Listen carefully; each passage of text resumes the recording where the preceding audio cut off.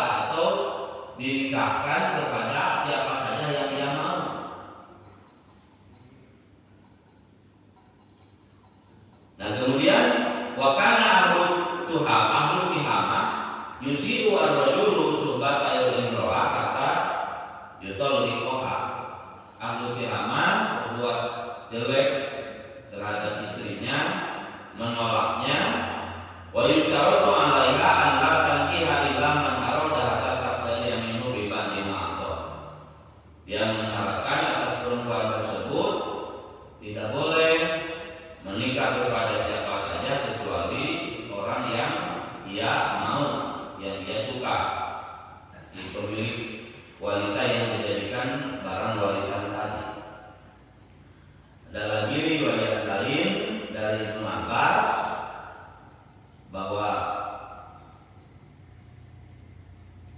idza mata rajulu kana awliya'uhu ahaqqa bi imraatihi.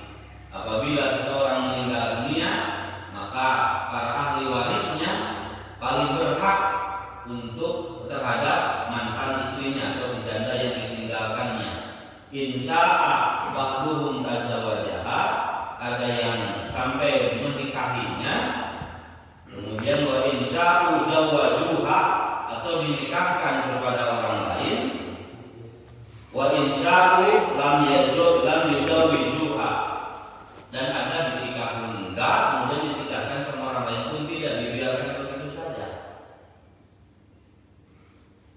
Nah, ini ayat ini sekali lagi memberikan informasi kepada kita tentang rekam jejak budaya jahiliyah di dalam masalah berkeluarga.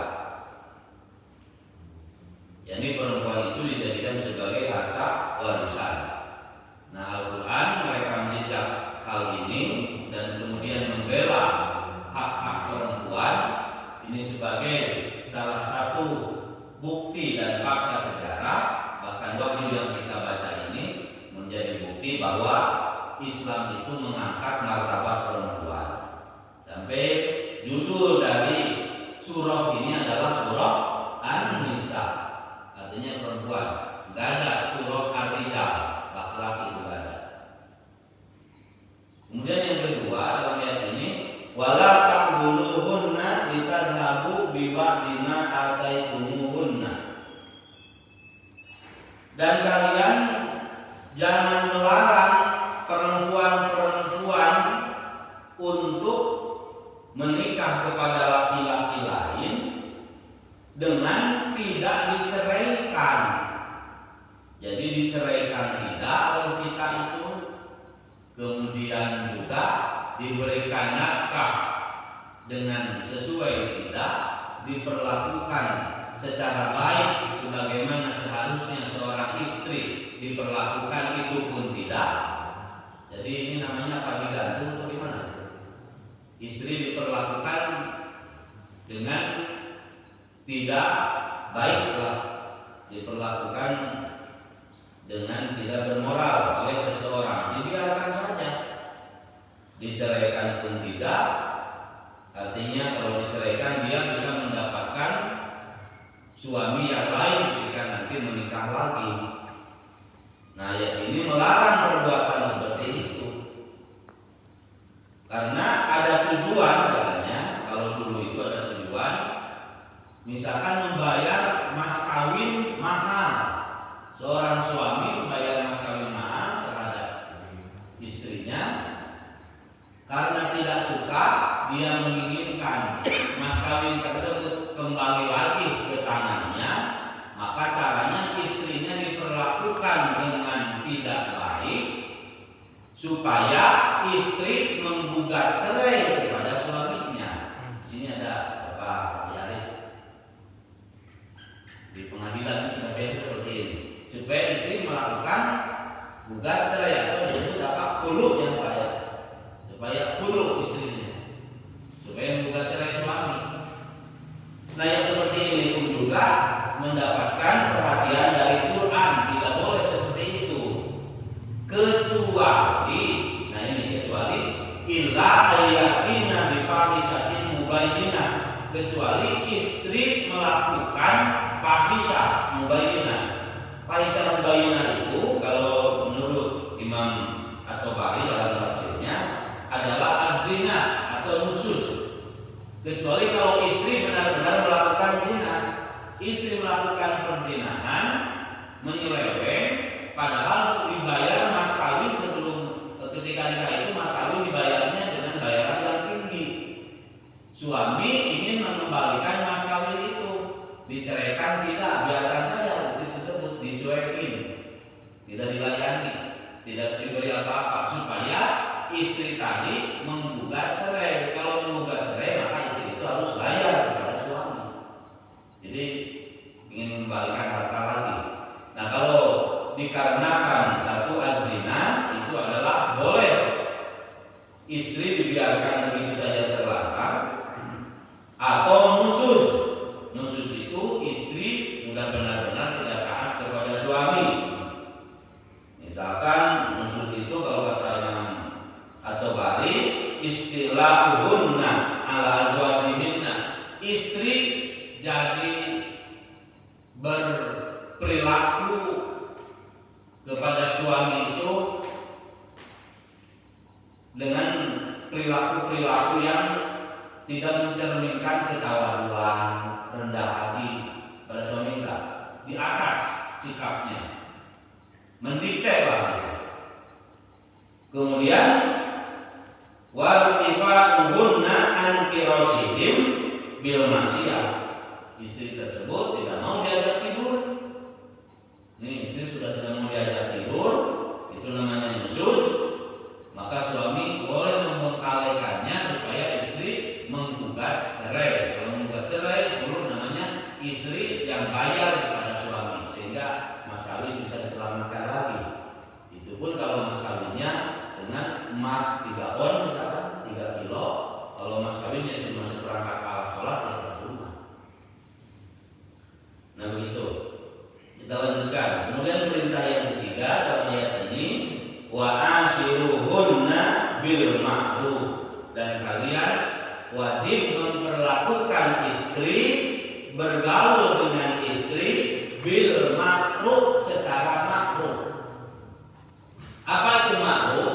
Ma'ruf itu sudah populer, ma istahsanul urfu wa lam yunkir syar'u.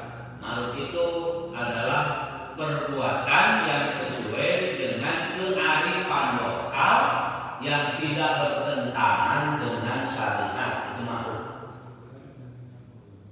Kalau di kata Sunda misalkan di Jawa, bagaimana seorang suami bergaul dengan istrinya? Misalkan kalau di suatu daerah, bahwa suami di daerah itu membantu istri memasak, yaitu memasak. Atau misalkan kewajiban suami ditampuk oleh istri, seperti misalkan menyusui. Menyusui itu di dalam hukumnya, dalam fikih, dalam Quran, menyusui itu sebenarnya kewajiban suami. Katakan terbuka payudah karena kalau istri menyusui anak dari suami tersebut, maka itu harus ada lebihnya di dalam nafkah. Seperti itu memang. Tapi kendati pun hukum demikian, kalau budaya yang baik, yaitu ma'ruf, kearifan lokal, bahwa istri biasa menyusui putranya, ya sudah, suami istri jangan menggugat-gugat. Dan sebaliknya suami pun juga tidak boleh menggugat-gugat istri menggunakan payung hukum. Ini kan kewajiban suami, ini kan kewajiban istri, itu sudah begitu. Padahal kebiasaan di daerah tersebut adalah sebagaimana yang mengalir terjadi. Yang penting tidak bertentangan dengan syariat. Maka ini namanya adalah bil ma'ruf. Dan ayat ini juga memberikan isyarat bahwa hukum Islam itu ada yang bersumber dari kearifan lokal. Itu bisa menjadi sumber hukum Islam. Kita lanjutkan. Itu 3 perintah dalam ayat ini. Kemudian ayat selanjutnya, fa in karintumuhunna, apabila kalian wahai para suami merasa tidak suka dengan istri, merasa pika sebelen perbuatan istri, fasa antakrohu syai'an, maka barangkali apa-apa yang kalian benci itu, wa yaj'alallahu fihi khairan katsira, Allah menjadikan kebaikan di dalamnya walaupun kalian tidak suka. Sebab para bapak telah berpengalaman, kalau saya belum berpengalaman, paling-paling baru menjajaki. Kalau berpengalaman, bagaimana dulu ketika kenal dengan ibu, begitu mesranya kata-kata dikeluarkan, ketika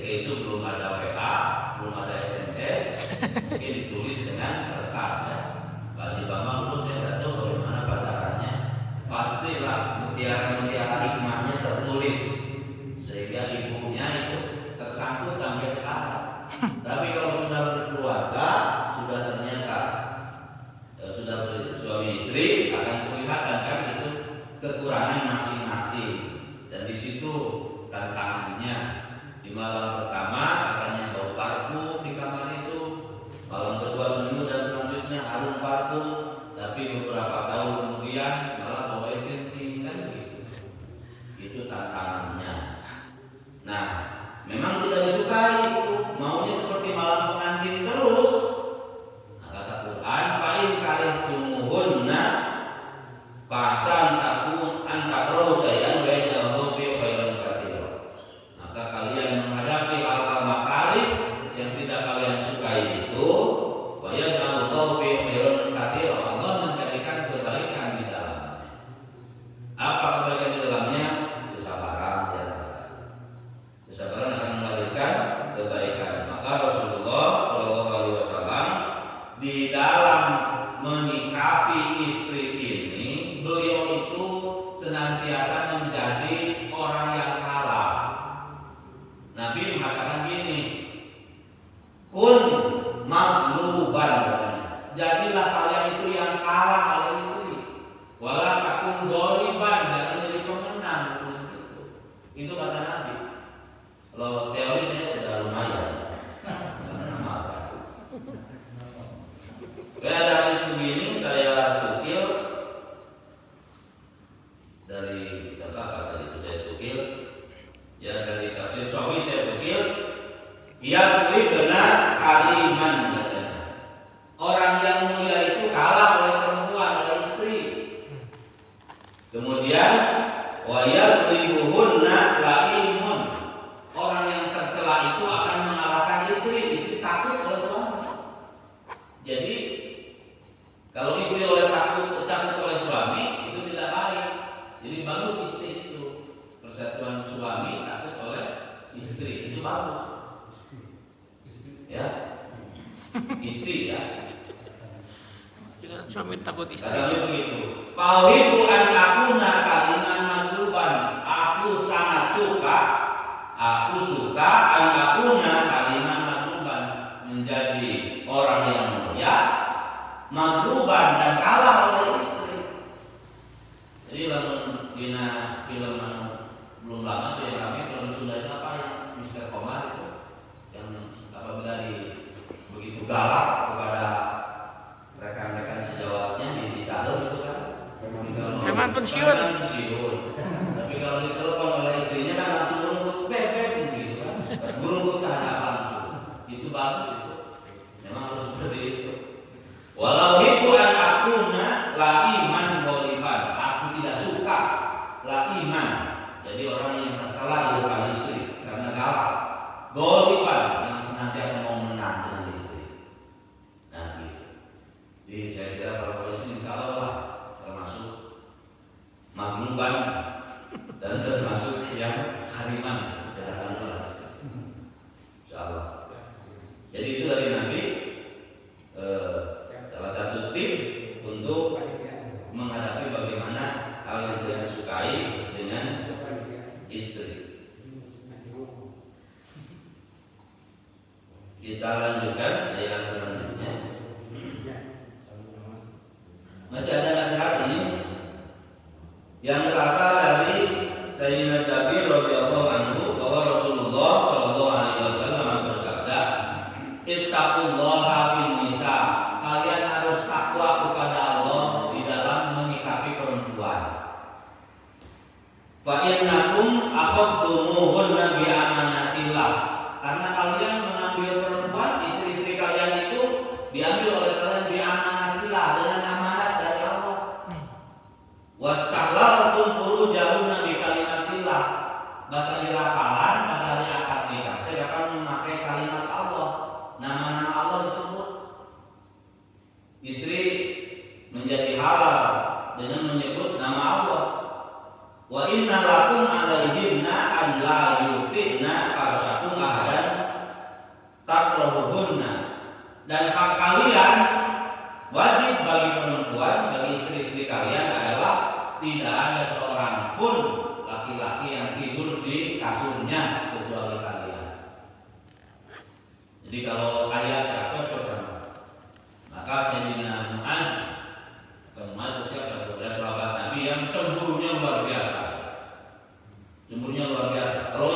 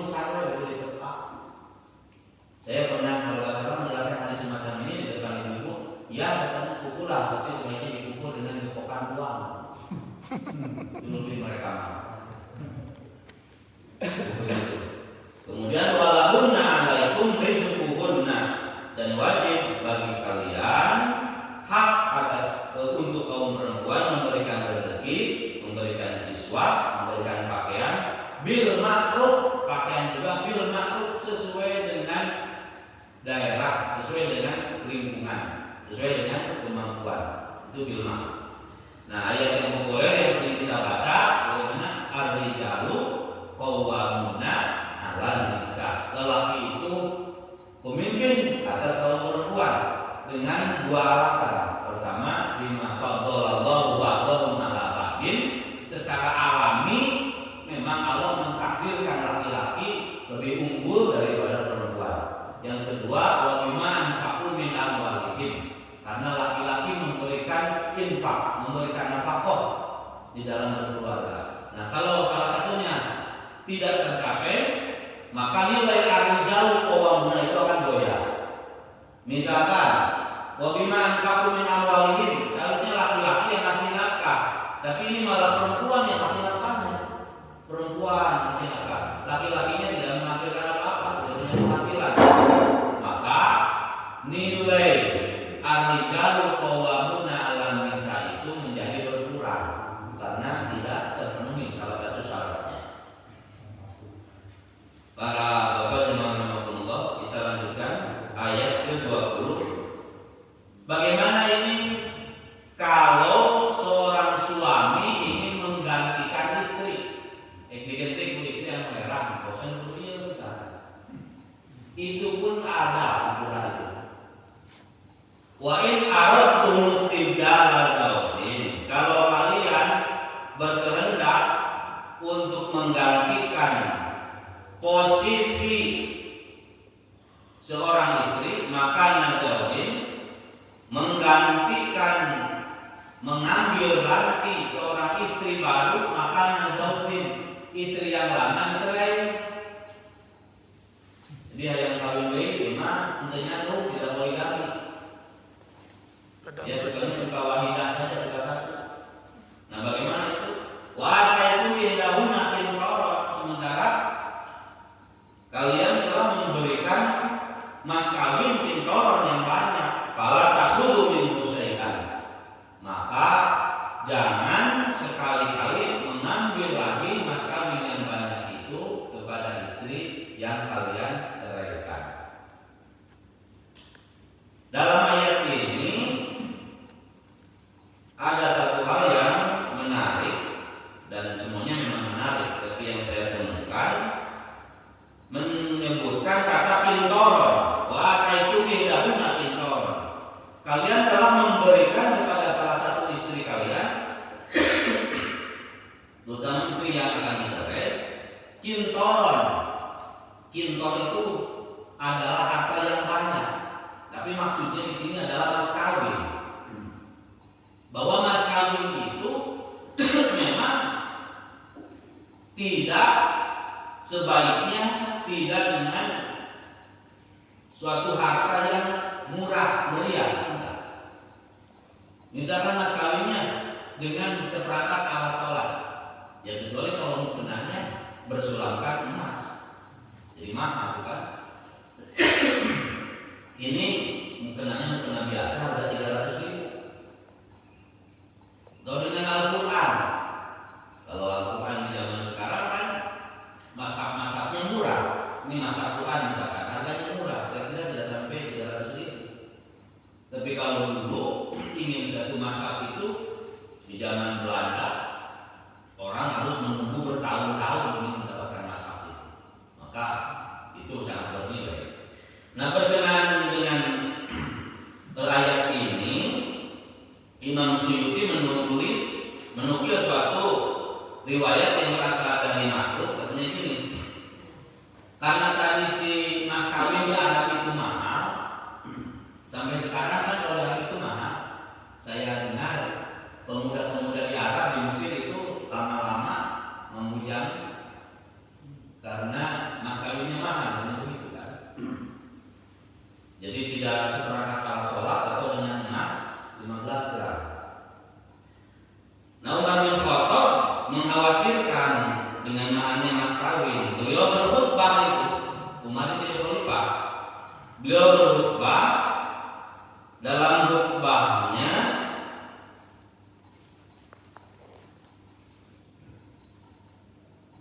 Ayuhan nas ma'iktarukum fi sidakin nisa. Wahai manusia sekalian, buat apa harus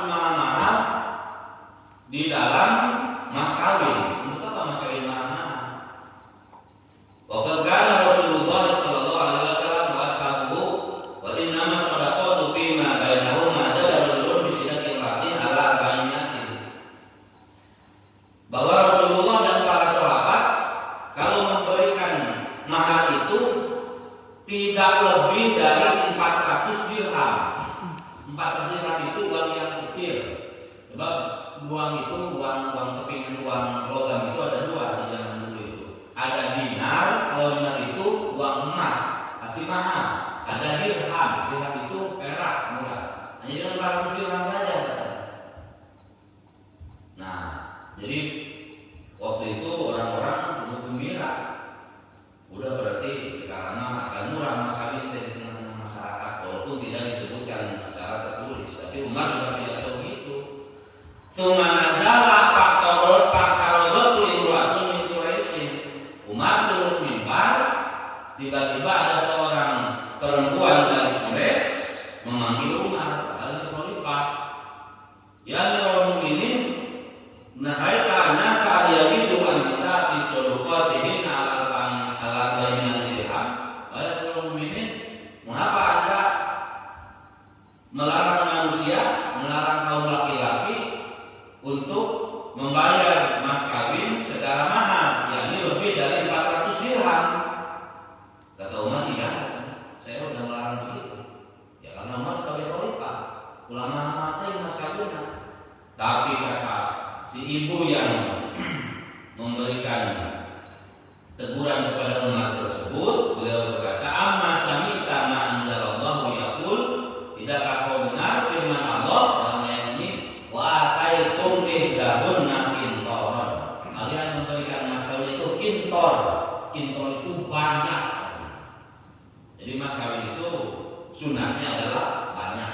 Kalaupun tidak ada, ya tidak apa-apa, walaupun sedikit. Ada sahabat yang saking sengsara-sengsaranya pernah menikah, mas kawinnya itu hanya cincin besi. Kalau cincin yang dipakai Taufik mungkin masih mahal. Cincin besi, khotami hadid, cincin besi, harganya buat 70.000 jemaah, dan itu laku saja. Terakhir beberapa menit lagi, wala tankihu, ayat ke-22, wala tankihu manakaha abaukum, janganlah kalian menikahi manakaha abaukum minan nisa, perempuan-perempuan yang pernah dinikahi oleh ayah-ayah kalian. Berarti itu matu dilarang dia masuk ayah itu. Iya, sekali lagi ayat ini di samping melarang adalah merekam jejak tradisi jahiliyah. Jadi janda ayahnya itu dinikahi, tidak makar salah tuh menembus mereka dengan naon. Ini ada beberapa riwayat yang antaranya, karena rojul idza tufiya an imraatihi kana ibnuhu ahaqqu biha. Seseorang apabila meninggal dunia, maka anak laki-lakinya paling berhak untuk mengawini janda yang dia tinggalkan. Karena rojul idza tufiya an imraatihi, seseorang apabila meninggal dunia meninggalkan seorang istri, karena ibnuhu ahaqqu biha, maka anaknya paling berhak. An yankihaha insya'a, entah dia menikahinya, ilam takun rumahu, kalau bukan ibu kandungnya, jadi ibu teret.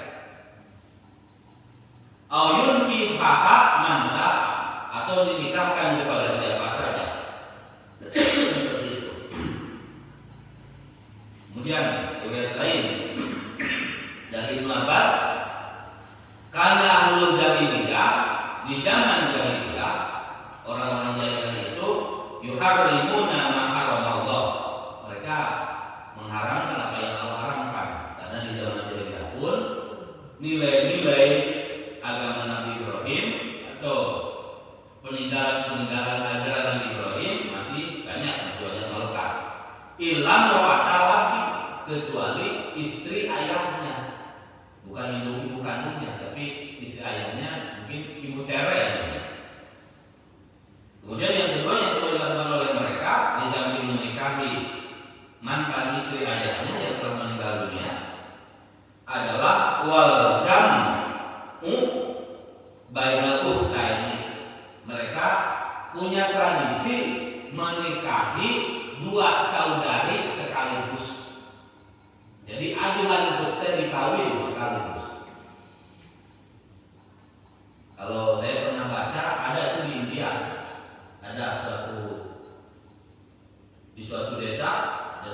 rumah, suaminya satu, tapi istrinya ratusan istrinya, bahkan anaknya juga ada yang dia nikahi. Minta bagaimana itu? Alasannya kurang makanya menikahi anaknya, itu kuring gitu, di parangan kuring, dewasa itu ada kuring baik. Ada yang seperti itu. Nah kemudian bagaimana ini kalau ada yang bertanya karena pikir, bagaimana kalau seandainya janda yang ditinggalkan oleh ayah tersebut, janda itu belum pernah hubungan intim, apakah boleh dinikahi oleh anaknya? Nah itu kan, sebab begini, kalau seseorang menikah, pasangan laki-laki perempuan menikah, belum sempat hubungan intim, belum sempat. Jadi beres akad, balita sah untuk saya akad nikah punya aplikaan menerima sekian mas kawinnya sah. Nah tiba-tiba 1 jam kemudian cerai, belum sempat bertempur. Nah bagaimana itu? Nah maka itu sama sekali perempuan tersebut tidak usah iddah. Kalau di 2 jam kemudian perempuan itu nikah sama laki-laki lain, nah sekarang ini bagaimana? Ayah meninggalkan janda dan jandanya tersebut belum pernah disentuh oleh ayah, belum pernah hubungan suami istri. Apakah anaknya boleh itu? Nah ada hadisnya di sini. Kullu mura'atin tazawwaja abuka, setiap perempuan yang dinikahi oleh bapakmu, awi bunuka atau dinikahi oleh anakmu, dakhala aw lam yadkhul biha, entah itu pernah hubungan intim atau tidak pernah hubungan intim, fahiya 'alaika haramun, maka haram bagi kamu. Jadi kalau misalkan salah seorang dari kita punya anak kita menikah dengan si A, kemudian setelah menikah 2 jam setelah akad anak kita meninggal dunia. Jadi si putri ini janda. Nah maka itu kita bisa menikahi perempuan tersebut. Nah gitu. Fahiya 'alaika haramun. Itu nanti ada perdebatan di dalam mazhab-mazhab fikih.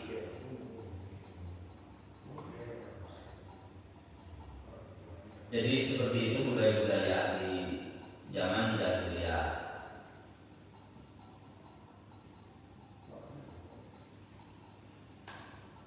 Nah, hukumannya Hukumannya kata siapa ini namanya? Kata Al-Barra, Rasulullah bersabda, beliau mengatakan, bahasanya Rasulullah, bahkan Rasulullah sampai mengutus kepadaku, ila rajulin tazawwaja imra'ata abihi min ba'di, sampai Rasulullah mengutus kepadaku agar menemui laki-laki yang berani menikahi perempuan mantan ayahnya, agar datang ke amaroni an adriba unqaw, agar aku membunuhnya an adriba unqaw, udah pakai saja lehernya, wa akhudha malahu, dan mengambil hartanya. Nah seperti itu. Ini rekam jejak jahiliyah, kemudian juga sekaligus menjadi hukum bahwa perempuan yang haram dinikahi itu adalah manakaha aba hukum, perempuan yang pernah dinikahi oleh ayah kandung, entah itu pernah hubungan intim ataupun tidak pernah hubungan intim dengan ayah kandung tersebut. Innahu kana fahisatan, sesungguhnya apabila betul sampai begitu karena fahisatan, maka pernikahannya tidak sah, fahisatan dan zina selamanya. Wa makkan, dan juga memancing kebencian yang sangat dari Allah. Wa sa'a sabila, dan seburuk-buruknya cara. Itu kita membahasnya sampai ayat 22. Kemudian ayat selanjutnya yang akan kita bahas insya Allah adalah mengenai perempuan-perempuan yang haram dinikah. Tetapi waktunya tidak mencukupi karena panjang.